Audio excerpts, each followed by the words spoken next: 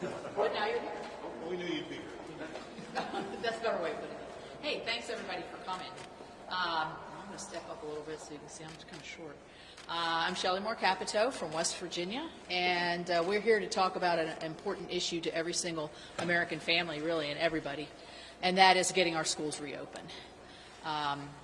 This has been a very difficult year for families, for many of our workers, particularly women, have not returned to the workforce because they've had to stay home, many of them, be with children. We have many children who are falling through the cracks. It's estimated through certain studies that children are going to be losing about 9 months of instruction. And you know, for some families they can manage, but for most families, those families that have working parents, that don't have connectivity, that have students that might have special needs, or really those families that don't really have a parent or an adult in their home that can really help them, this is going to do irreparable harm to those children and those families. And I'm very concerned about it. We put a lot of money into this, but only 5% of the money that we put in up to this point has gone to the schools. And we in West Virginia just opened every single K-8 school 5 days a week, safely opened our schools. So we need to get our schools reopened. We know that the bill that's in front of us here, whenever it comes in front of us, has a lot of money in it for schools. But if you really look at it, it says that school money is going to go out until the year 2028. This is supposed to be an emergency bill. It is an emergency to get our schools and our students back to school and our schools reopened. But with this kind of overspending, way over the top appropriations to our schools, it's not what we need now. We need to get the schools open. We still have money in the pipeline to do that, and I encourage all of the members, and I have a lot of members here who believe the same that I do. So thank you for coming, and I'm going to just go down the list, and I think Mr. Senator Cornyn from Texas. Well, thanks, Senator Capito. In my state, like Senator Capito's state, and I suspect all of our states, many students don't have access to broadband. And we've tried our best to solve that problem and fill in the gaps with hotspots and other creative ideas. But the fact is that many of our students, and usually they come from low-income families, many Hispanics, African Americans, they simply are falling farther and farther behind. And we've learned how to safely reopen our schools, and it's imperative that we get our children back in schools as soon as we can safely do that, and we believe we can now, following the CDC guidance. But what this feels like with this extortionate demand from Senate and House Democrats for all this money, when there's already a lot of money that's been appropriated, it feels like extortion. It feels like we have to pay off the teachers' unions to get them to bless what we already know to be true, which is students can safely go back to the classroom.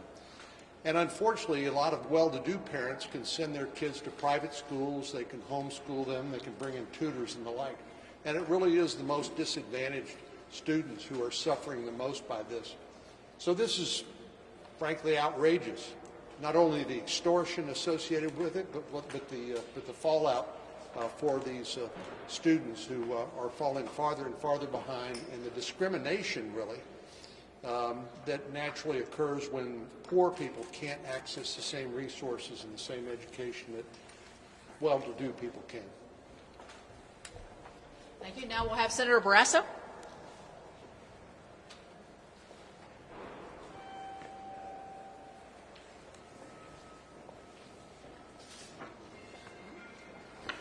If you were to grade Joe Biden's abilities to keep his promises of opening schools, Joe Biden's report card, he deserves an F. And it's a well-deserved grade for him, because he promised that he would have the schools open all across America within 100 days. And he's failed, and we're halfway there. When the teachers union heard what he had to say, they said, no way. And as a result, he got in line behind the teachers union, and our students have fallen further behind in terms of their education. We opened the schools of Wyoming last August. We did it safely. The CDC says we can do it. And when I went to schools last week, talked to students, talked to their parents, talked to the teachers, talked to the principals, these were people that wanted to get to yes. They wanted to be open.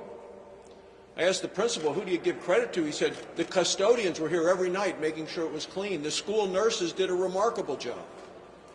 When it comes to focusing on educating our students, the question is, do you want to get to yes or do you want to get to no? And in our home states, teachers, parents, students, custodians, school nurses all said yes. The Biden administration and the teachers union that they look up to and respond to said no, and that's why this administration gets a well-deserved F. Next, we'll have Senator Blunt.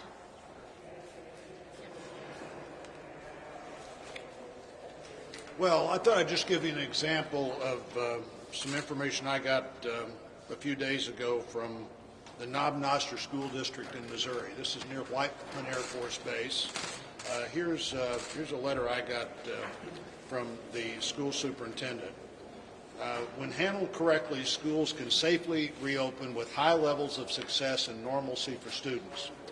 We stand as a good example of how that can happen. We had enough data in August to make a confident decision to reopen, and our community's been lockstep with us and very grateful for helping us get back to normal school life. For kids, reopening schools also significantly mitigated the learning loss gap, the social emotional disconnect concerns, and many other issues that impact their personal and family stability. When Knob Noster District opened, offered parents and students a choice to go back to school or virtual learning in August, 85% of them said we want to go to school. As of January, that number had gone up to 93%. And the school superintendent, Dr. Jared Wheeler, this is what he said at the end. This story is being shared as a confirmation that reopening schools is spot on. Too many kids are winding up with mental health challenges. Too many kids are getting too far behind. $67.5 billion already available to elementary and secondary schools. They've drawn down less than 10% of that. Money is not the problem here. Not opposed to funding schools or even helping schools as they've dealt with these challenging situations. But money's not the problem here. Will to get kids back to school is the problem. And every parent and every involved grandparent and every involved neighbor knows that kids need to be in school. We have Senator Blackburn from Tennessee. Thank you, Shelley. And yes, the issue of getting children back to school and parents back to work is something that Tennesseans have put their attention on since day one, figuring out a way to make this work. And as Senator Blunt just said, money is not the problem. There's $67 billion that has been put in the pipeline. You have less than 10% of that has been pulled down by schools. What is an obstacle is teachers' unions who are saying, we have a wish list and we're going to put our priorities in front of the students. We're going to put this in front of the pupils that would be in these classes. In Tennessee, they said, we're going to make a team and we're going to get this job done. So you had directors of schools and superintendents and principals and parents that all came together and said, this is how we make it work. And that is why 93 of our 95 counties were back in school in some way, shape, or form in August and have continued. They have hybrid models. They are working with parents, working with the community, with their health departments. And yes, indeed, children are in person in classes, and they're doing the right thing for these children, and the teachers' unions did not prevail in trying to keep children out of school and classrooms closed. Thank you, Marshall. We have Senator Marshall. Thank you, Shelley, and it's always hard to follow Marcia, but it's a good afternoon, everybody. You know, I'm a first-generation college kid who got to go to medical school. Education is the great equalizer in this great nation. It's what gives every kid the same opportunity, the equal opportunity to succeed. And like the people standing beside me, I'd give the shirt off my back to get our kids back in school any day of the week. Give me a good teacher and a chalkboard and an eraser over a Zoom call. What we have before us, though, is a bill that Americans will soon find out exactly how bad it is, how absurd and irresponsible it is, and soon will become very unpopular. Certainly we agree with our friends across the aisle, the goal of getting our kids back in school, but this bill does little to expedite or encourage getting our kids safely back in the classroom. Now, as one of 3 physicians in the room, actually, I remind everybody that youth suicide has doubled. Our youth's mental health has never been worse. But today, the issue of getting our kids back in school feels more like parents versus the teachers union, and it should not be. It feels like no matter what the CDC says, no matter if teachers are vaccinated, no matter how much money we throw at this, it just doesn't seem to matter. Our friends across the aisle keep moving the goalposts on us. As Marshall and several others have talked, we've already appropriated $113 billion for education from our recent COVID relief bills, $113 billion. Now the CDC says we need $22 billion more to get our kids in school, $22 billion. And guess what? We've got $60 billion left that we haven't spent yet. So why wouldn't we just reappropriate that $60 billion and see where we are in a couple of months? That's just too much common sense. Look, this bill before us, not one Republican voted for it in the House.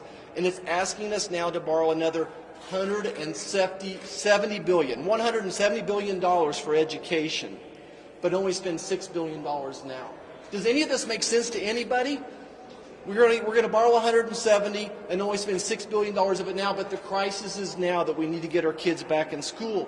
I feel like maybe our colleagues across the aisle are going to take Americans for fools, and we're not. This bill will become widely unpopular. It's not right, it's not fair, it's not American. This is a dereliction of duty on their behalf. And if I just say one more positive thing, I just want to thank all the teachers that are out there now that are teaching, that are back in the classroom. We've got your back and we'll keep fighting for you to get our kids back in the classroom. Thank you so much. God bless.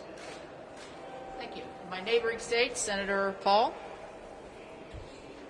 The scientific evidence has been overwhelming, not only now, but for months, that kids should be back in school. Even the most cautious of government experts is saying they should go back to school. Around the world, kids have been in-person learning for 9, 10 months. Sometimes, some of them never interrupted in-person schooling, without surges or without outbreaks. In my state, 3 different Christian schools, Louisville Christian Academy, Calvary Christian Academy in Covington, and Rose Hill Christian Academy in Ashland, have been in continuous school in person since last summer without significant outbreaks. The evidence is there, but maybe we need something even more to get people back in school. And the one thing I know that works is competition. So I've introduced today a bill called the School Act. The School Act says if you have Title I's that follow a poor child, they should follow the poor child wherever they want to go. If there's a school that will not open and will not teach them, the poor child can go to a private school, religious school, wherever they want to go, wherever they think their parents think will be a better education, the child can take those funds and go there. I'm guessing when kids start flowing to other places, the schools will decide to open up. But right now, we don't have enough in-person learning in Kentucky, and I'm going to do everything I can to get the schools open. Thank you. We're going to go to Jerry Moran and then Ted. Shelley, thank you. One of the most important things we can do, in fact, the highest priority of many Kansans, is to see their kids in the classroom. The ability to learn at the rate that is necessary, the ability to have the quality education.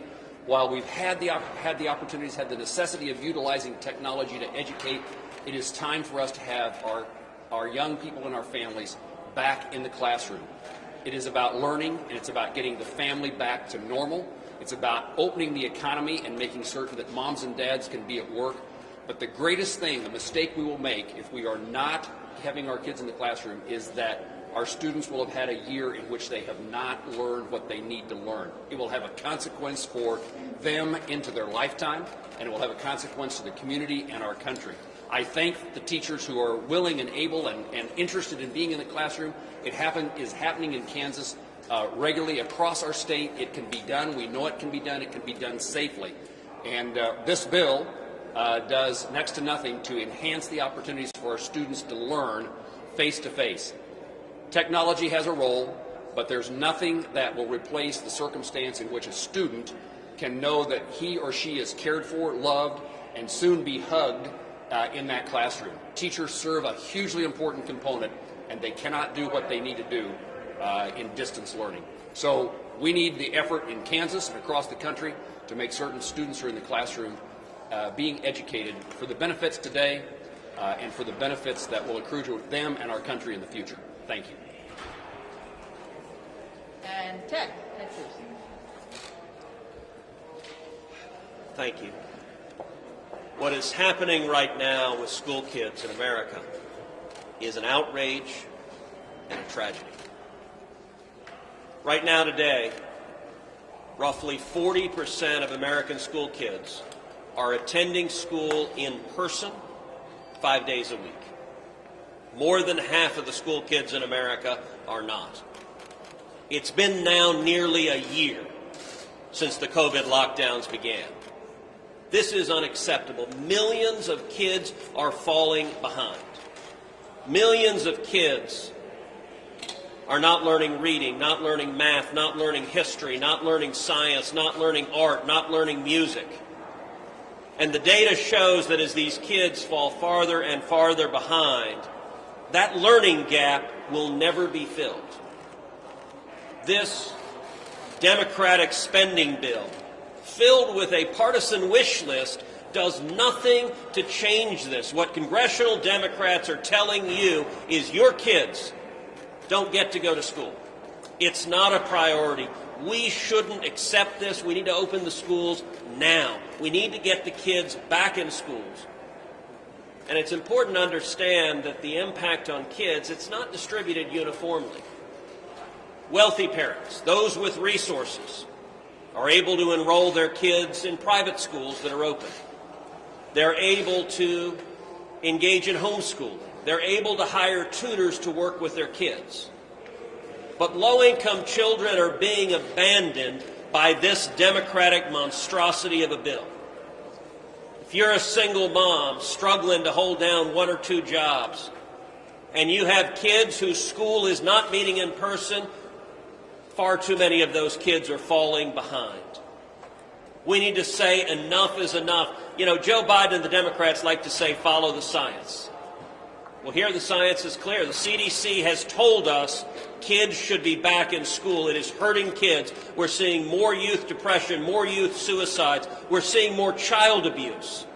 This is hurting the children, and it is only partisan politics that makes Democratic politicians willing to leave kids out of school. Enough is enough. This bill doesn't fix it.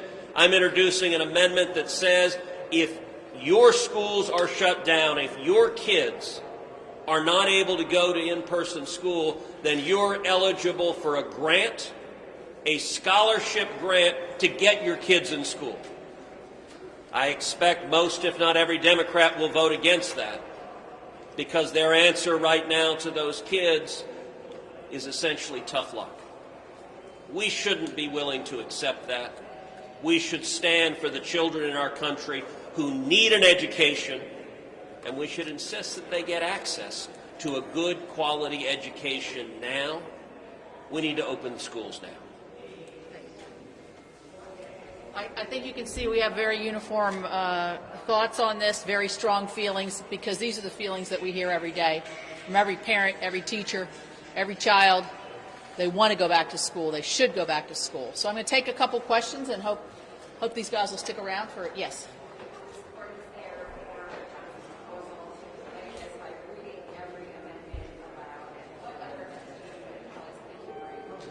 Well, I don't know how much support there is to have the entire bill read, but it looks like that's what's going to happen. So as good members of the Senate, we will abide by the rules as they move forward.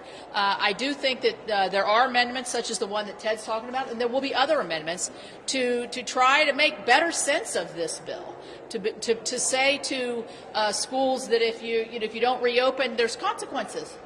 I mean, the president said he's going to open the schools by May. Well, guess what happens in June and May? The schools close for the summer. So, I mean, that's a useless exercise. They can open now. They are all across the country. Senator. Anybody? Well, Shelley, I just would add one thing, that I expect our amendments to show what we're for, that we do want to help those that are still hurting out there. We just want the money to be more laser focused on those who really need the help.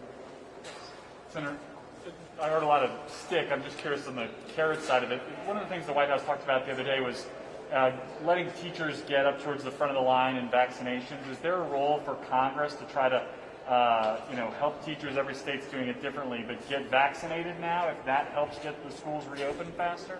Well, I don't know about your state. Your guys have. My state does have teachers at the front of the line. Mm-hmm. Most of our teachers, if they want it, have had their double vaccination. We know that the numbers of vaccinations are going to be rising, and it shouldn't be a factor of whether you're vaccinated or not. I think if you do the safe practices that we all know very well now, that your schools can open. I don't know what you guys are doing. Well, I think the state should do that. I'm for that. I think they're in a great place to decide that, and clearly being recommended. But I offered an amendment on the budget to where there would be some encouragement and some to be able to get full access to all of these funds if you went back to in-person school when every teacher had been vaccinated and every single Democrat voted against it and every single Republican voted for it. So surely it's not just an issue about vaccinated teachers. I hope they are a priority. I think all of our first responders and essential workers should be as much of a priority as possible.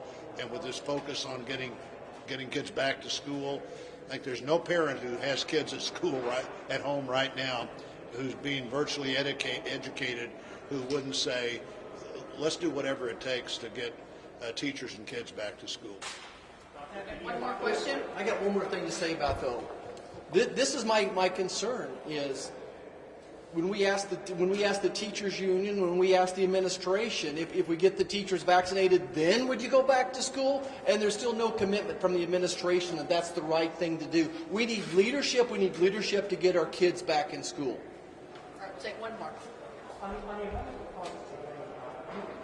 Reading the entire bill aloud, it may take between 5 and 10 hours. May discourage something coming forward.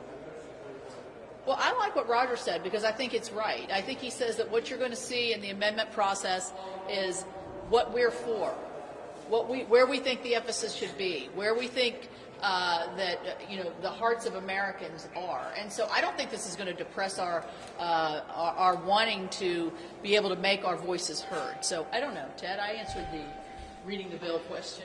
Yeah, look, we're getting ready to go through an unfortunate bit of political theater. And the reason for that is that the Democrats have made the decision to be hard partisans rather than to work together in a bipartisan manner. Last year, Congress passed 5 separate COVID relief bills. Every one of them was bipartisan. So it's not just empty words. Republicans here have demonstrated that we are ready and willing to roll up our sleeves and work together in a bipartisan manner to address COVID, to defeat this pandemic, and to get people back to work. Joe Biden and Chuck Schumer and Nancy Pelosi could have done the same. But they made a decision instead. This is not a COVID bill. 9% of this bill focuses on COVID health spending. 91% is a partisan wish list paying off the Democratic special interests that got them elected. And it's cynical. It's got Chuck Schumer's bridge to Canada. The last I checked, a bridge to Canada is not going to defeat COVID. The first version of the bill had Nancy Pelosi's tunnel of love to be built in Silicon Valley because apparently bringing pork home to her constituents will help us defeat COVID. It's cynical what they're doing. This bill, if it passes, if the Democrats manage to keep their conference together, will end up passing with 50 Democrats voting yes, and I think the odds are quite high you will see 50 Republicans voting no and the Vice President breaking the tie. That is cynical. That is partisan. It is an abuse because they don't want to work together. There are all sorts of elements on which all of us would eagerly participate. Vaccinations. Should we have funding for more vaccinations? Should we accelerate the distribution of the vaccinations? Of course. And if we brought that up for a vote, it would pass 100 to nothing. But the Democrats aren't interested in doing that. This debate will play out. And listen, Ron Johnson and other senators are using procedural tools to delay this because this is $1.9 trillion in wasteful spending that doesn't have anything to do with defeating COVID. That is a mistake. It is cynical. And it's an abuse of this process. And I've got to tell you, there are a lot of Texans who are mad. You know, Joe Biden gave an inauguration speech. We were all there where he talked about unity and working together. Where's the unity and working together? You had 10 Republicans go down to the White House saying, we want to work together on a COVID relief bill. And what did the Democrats say? Go jump in a lake. There will be no bipartisanship. We're going to ram through a partisan wish list. That's wrong. It's cynical. And one of the things it does is it abandons a whole lot of school kids who need to be in school right now. Thanks, guys. Thank you.